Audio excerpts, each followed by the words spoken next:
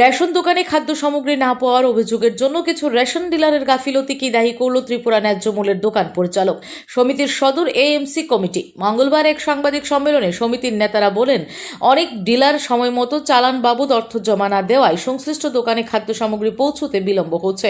সমিতির দাবি, একটি স্বার্থান্বেষী মহল রাজ্য সরকারের ভাবমূর্তি ক্ষুণ্ণ করার উদ্দেশ্যে বিভ্রান্তিকর প্রচার চালাচ্ছে। তারা বলেন, রাজ্য সরকার রেশন ব্যবস্থাকে সুষ্ঠুভাবে পরিচালনার জন্য সর্বাত্মক চেষ্টা চালিয়ে যাচ্ছে এবং বর্তমানে রাজ্যের রেশন দোকানগুলিতে পর্যাপ্ত পরিমাণ চাল, ডাল ও চিনি মজুত রয়েছে। সাংবাদিক সম্মেলনে উপস্থিত ছিলেন ত্রিপুরা ন্যায্য মূল্যের দোকান পরিচালক সমিতির সদর এএমসি কমিটির সহসভাপতি প্রদীপ মজুমদার, সহ সম্পাদক সজল কুমার দেব, কোষাধ্যক্ষ অনিশ দে সহ অন্যান্য সদস্যরা।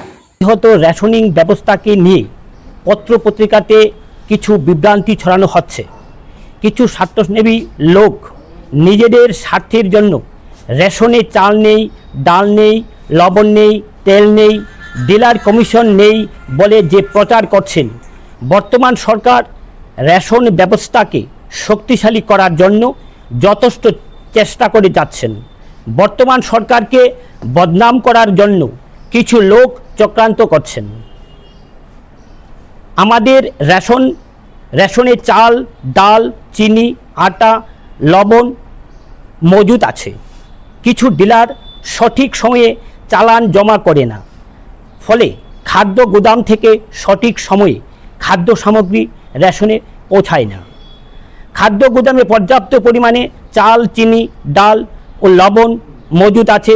বর্তমান আমাদের মাননীয় মুখ্যমন্ত্রী ও খাদ্যমন্ত্রীর চেষ্টা রেশন পরিষেবা অনেক উন্নত হয়েছে।